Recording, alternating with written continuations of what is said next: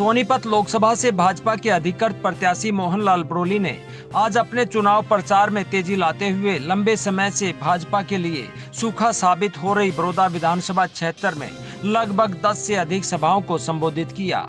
इस दौरान जगत महान न्यूज ने मोहनलाल बड़ोली की सभाओं के बीच सिकंदरपुर माजरा, रबड़ा, बली ब्राह्मणान गाँव में पहुंचकर वहां की चुनावी सरगर्मियों सहित आमजन के मूड का जायजा लिया। सिकंदरपुर माजरा में मोहनलाल बड़ोली के स्वागत में गांव की पूरी गली को दुल्हन की तरह सजाया गया था और ट्रैक्टरों से अगवानी करते हुए उन्हें सभा स्थल तक लेकर जाया गया। इस दौरान मोहनलाल बड़ोली के स्वागत के साथ साथ भलेराम नरवाल, अशोक बनवासा का भी पगड़ी पहनाकर स्वागत किया गया। वहीं मोहनलाल बड़ोली ने इस समय जय श्री राम के नारे के साथ अपना संबोधन शुरू करते हुए भाजपा द्वारा सबका साथ सबका विकास की सोच के बारे में बताया और सिकंदरपुर माजरा की जनता को अपने परिवार का सदस्य बताया। आप सबने देखा कि सबका साथ सबका विकास सबका प्रयास सबके विश्वास के साथ प्रदेश के प्रधानमंत्री नरेंद्र मोदी ने काम किया। छत्तीसगढ़ जी का सम्मान करते हुए सर्व समाज को न्याय देते हुए गरीब कल्याण की योजनाएं चलाते हुए गरीब का हक गरीब के घर तक पहुंचाया। तो ये बात लाल किले से गई कि मेरी सरकार के खजाने पर अगर पहला किसी का है तो गरीब का है, कमजोर का। मैंने 85 बना के जरूर मेरे को भेजा, लेकिन वास्तव में गहराई से अध्ययन करोगे तो ये जिम्मेवारी आपकी बनती है, सिकंदरपुर माजरा की बनती है। अगर मैं कुछ बोलूंगा तो सिकंदरपुर माजरा बनेगा सब कुछ। प्राथमिकता पहले आपकी है, तो आप सबसे निवेदन करूंगा कि कोई राजनीतिक भाषण देने की आवश्यकता नहीं। यहाँ परिवार है और परिवार जिस प्रकार में रखता है, परिवार की जिम्मेवारी होती है। आप सबने जिस प्रकार से जो संस्कार हमें दिया है वो संस्कार हम लेके आगे बढ़े, आपके दिए हुए संस्कार से आगे बढ़ेंगे। इस दौरान जगत महान न्यूज से बात करते हुए भलेराम नरवाल, बलराम कौशिक व आमजन ने गांव से भारी मतों से जीत का दावा किया। बल्कि एक कदम और आगे बोलते हुए कहा कि जब भूपेंद्र हुड्डा यहां से नहीं जीत पाए तो ब्रह्मचारी क्या चीज है। मोहनलाल बड़ोली जी काफी अंतर से बीजेपी की सीट निकालेंगे, मोदी जी को मतलब इस सीट को जोड़े में डालेंगे, मोदी जी की जोड़ी में मोहनलाल जी, और बहुत भारी मतों से मोहनलाल जी जीतेंगे। मैं कई विधानसभा सीटों अपने विधानसभा के क्षेत्र में गया हूँ और काफी लोगों से मिले, हाँ बात भी करी है, पूछा भी है, देखा भी है। हर एक जाति में मोहनलाल जी को आशीर्वाद मिल रहा है और भारतीय जनता पार्टी बहुत बहुमत से जीतेगी, अच्छे बहुमत से जीतेगी। जो पीछे चौधरी भूपेंद्र सिंह हुड्डा जी करीब 1.65 के करीब हारे थे और मोहनलाल जी का ऐसा माहौल बन रहा है, ये कम से कम 3 लाख से जरूर जीतेंगे।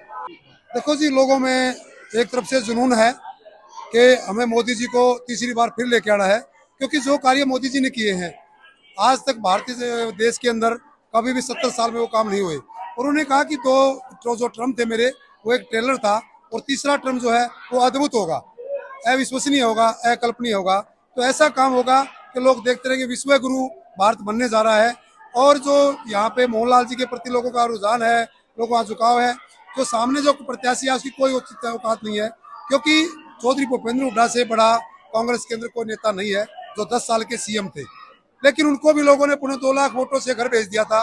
तो इनकी तो कोई गुंजाइश ही नहीं, क्योंकि ना तूने रात पे काम किया है, ना कोई नेतृत्व है, ना कोई हरियाणा में जानता है। ये तो एक माहौल बनाने के लिए वैसे उन्होंने भेज दिया है, भाई कौन पहले सबसे आगे जाके हारेगा, तो सिर्फ उनको हारने के लिए भेजा। ऐसा कोई उचित नहीं है कि वो किसी बात जीत के आसपास भी है। मोदी जी को हम बनाना चाहते हैं, मोदी जी की सरकार लाना चाहते हैं और आने वाले टाइम में मोदी जी हमारे देश के मुख्य वो होंगे।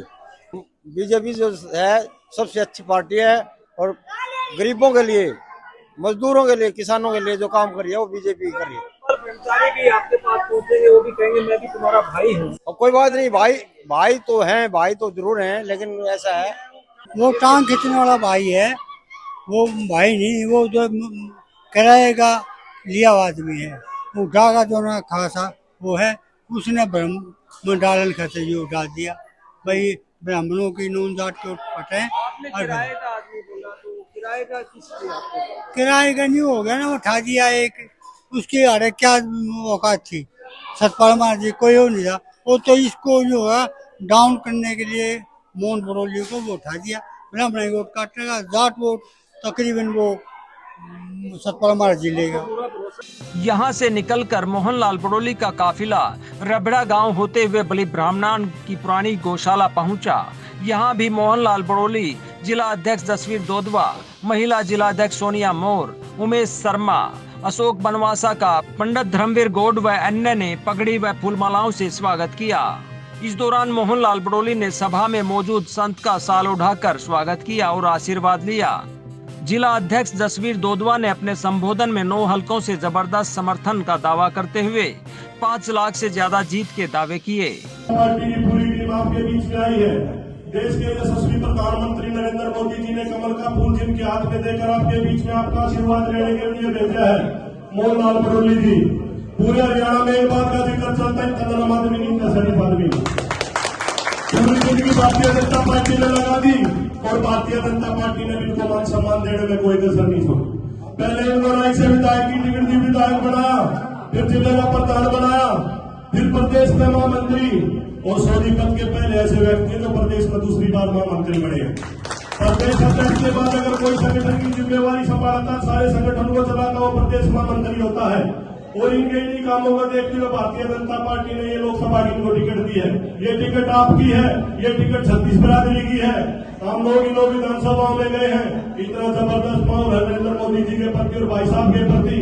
मैं आपको 100% कहता हूँ कि ये लोकसभा की सीट आप अपनी बार हम 5 लाख वोटों से जीत कर जाएंगे। इस दौरान मोहनलाल बड़ौली ने प्रधानमंत्री मोदी की जनहित की नीतियों का जिक्र करते हुए कहा कि अभी चुनाव चल रहा है, आपको बहकाने वाले भी आएंगे, इसलिए यह चुनाव आपका है, खुद को मोहनलाल बड़ौली मानकर चुनाव लड़ना है। और मैं आपको बताना चाहता हूँ, इलेक्शन शुरू होने के बाद बहुत सारी बातें इलेक्शन में चलती है, बहुत सारी बनावटी बातें भी चलती है, लेकिन देश की जनता सच्चाई की तरफ चलती है। जो सच्चाई देश के प्रधानमंत्री नरेंद्र मोदी जी ने दी है, 10 वर्षों से जिस प्रकार से देश में काम किए, उसी सच्चाई के रास्ते पर देश में आगे बढ़ना है। बहुत सारे लोग आएंगे, उनकी सीधी बात भी करेंगे, जातिवाद की, परिवारवाद की, क्षेत्रवाद की, बहुत सारी बात करेंगे, वोट मांगेंगे, लोकसभा की बताएंगे, सरकार बनाएंगे हरियाणा में। जब वोट लोकसभा के लिए पड़ेंगे तो सरकार हरियाणा में नहीं बनेगी, दिल्ली में बनेगी। इसलिए दिल्ली की सरकार की बात करें कि दिल्ली में प्रधानमंत्री कौन बनना है, दिल्ली में सरकार किसकी बननी है। और मैं आप सबको जागरूक करना चाहता हूं कि जिस प्रकार का वातावरण यहाँ बढ़ा गया है, वो वातावरण इस चुनाव में दूर हो जाएगा। जिस विचार के साथ लोगों की समझ में आने लग गया है, लोग जागरूक है, लोगों की समझ में आने लग रहा है कि भाई ये किस प्रकार का चुनाव, किस प्रकार की राजनीति यहाँ चल रही है, वो सब आपके ध्यान में है। तो आप सब जागरूक होकर इस देश को मजबूत बनाने का काम करें, यही प्रार्थना करने के लिए आपके बीच में आया। ये चुनाव आपका है, ये चुनाव आपने लड़ना है। मेरे से तो जहां कहोगे मैं हाजिरी लगा दूंगा अपने, लेकिन विस्तार से जो बात रखनी है वो आपने रखनी है। इस दौरान उन्होंने जगत महान न्यूज से बात करते हुए आज के दौरे के दौरान मिले समर्थन का जिक्र किया और संपूर्ण समर्थन मिलने का दावा किया। इस दौरान उन्होंने चुनाव में चल रहे कौरव पांडवों वाले कटाक्ष पर स्पष्टीकरण दिया। इस दौरान उन्होंने कहा कि वे जाति में विश्वास न रखते हुए सबको साथ रखकर चलने में भरोसा करते हैं। आज ये गोहाना विधानसभा का प्रवास है और सिकंदरपुर माजरा से शुरू होके अभी बड़ी ब्राह्मण गांव में पहुंचा हूं। बहुत बड़ा जन समर्थन, 36 बिरादरी का समर्थन, सभी भाइयों का, महिलाओं का, पुरुषों का, युवाओं का भारतीय जनता पार्टी के प्रत्याशी के तौर पर पूर्ण रूप से आश्वस्त किया हूं और वो पूरा समर्थन मुझे दिया है। मैं पूरे गांव का धन्यवाद भी करता हूं। जिस भाव के साथ, जिस भावना के साथ देश के लोकप्रिय प्रधानमंत्री निवेदन किया है, उसी भाव के साथ ये देशभक्त लोगों का गांव है, राष्ट्रभक्त लोगों का गांव है और पूरे गांव ने आश्वासन दिया है कि अब की बार की जो वोट है वो देश के नाम पड़ेगी और भारतीय जनता पार्टी के पक्ष में पड़ेगी। मौलाना जी, विकास से चलकर ये चुनाव जो है कौरव पांडवों तक पहुंच गया है, क्योंकि 2 पंडित चेहरे आज सोनीपत में सामने हैं और ये की जा रही है बात के एक कौरव है एक पांडव। क्या कहेंगे?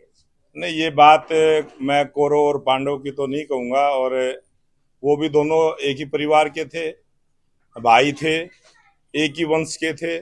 ये बात तो जरूर मैं कहता हूं कि इस प्रकार से आज जो संत ब्रह्मचारी जी यहाँ मैदान में हैं, और जब मेरा टिकट हुआ मैंने 2 बार उनसे बात की और दोनों बारी उन्होंने मेरे को जीत का आशीर्वाद दिया। और जब तक उनको टिकट नहीं हुई थी मैंने दोनों बार आशीर्वाद लिया, उन्होंने वो आशीर्वाद दिया। और संतों से आशीर्वाद लेना हमारा धर्म है, हमारी संस्कृति है, हमारा विचार है। और ब्रह्मचारी जी अपने पार्टी के पक्ष को रखते हैं, मैं अपनी पार्टी के पक्ष को रखता हूं, और भारतीय जनता पार्टी का जो पक्ष है वो मैंने रखा है। कांग्रेस पार्टी का जिस प्रकार का विचार है, कांग्रेस पार्टी की जो विचारधारा है, कांग्रेस पार्टी के जो नेता हैं वो उनके बारे में अपना विचार वो रखते हैं। और बहुत सारे पत्रकार भाई सवाल भी करते हैं कि बाहर से या इस देश में रहने वाला कोई भी आदमी कहीं से भी चुनाव लड़ सकता है। ये मैं मानता हूं कि वो उत्तराखंड में रहते हैं, हरिद्वार में रहते हैं, लेकिन वो इस देश के वासी हैं, चुनाव लड़ सकते हैं, चुनाव वो लड़ रहे हैं। ऐसे तो हमारे प्रदेश के बहुत सारे नेता हैं जो दूसरे देशों में प्रदेशों में जाकर भी चुनाव लड़ते हैं, और बहुत सारे देश के एक स्टेट से दूसरी स्टेट में भी जाकर लड़ते हैं। चुनाव लड़ना और पार्टी के लिए वोट मांगना, ये दोनों विषय अलग हैं। और जिस प्रकार से आपने प्रश्न किया है कि एक ही जाति से है, राजनीति में कोई जातिवाद नहीं होता, कोई परिवारवाद नहीं होता, कोई क्षेत्रवाद नहीं होता। राजनीति करनी है तो इस राष्ट्र के लिए राजनीति करें, और मैं राष्ट्र की राजनीति करने के लिए आया हूं।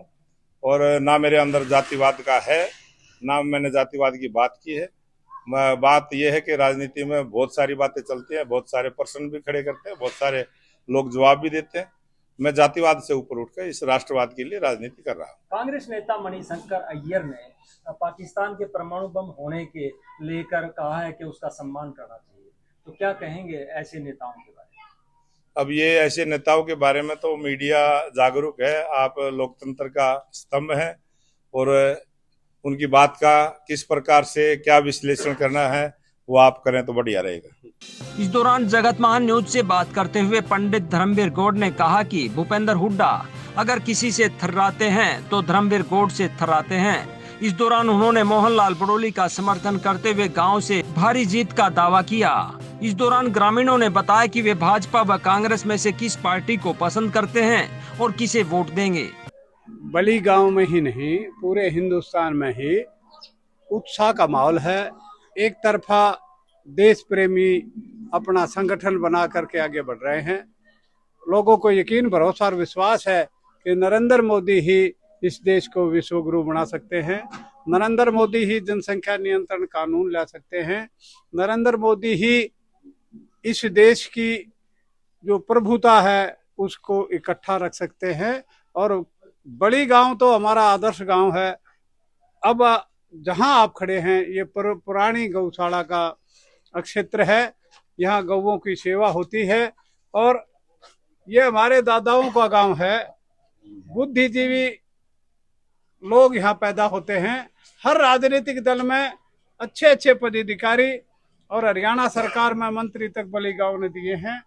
ये हमारे धर्मवीर जी गौड़ हैं जिन्होंने समाज को बहुत कुछ दिया, और बहुत ही अग्रणीय राजनीति में इनका स्थान रहा। स्वर्गीय पंडित रामधारी गौड़ का बहुत ही ऊंचा स्थान रहा।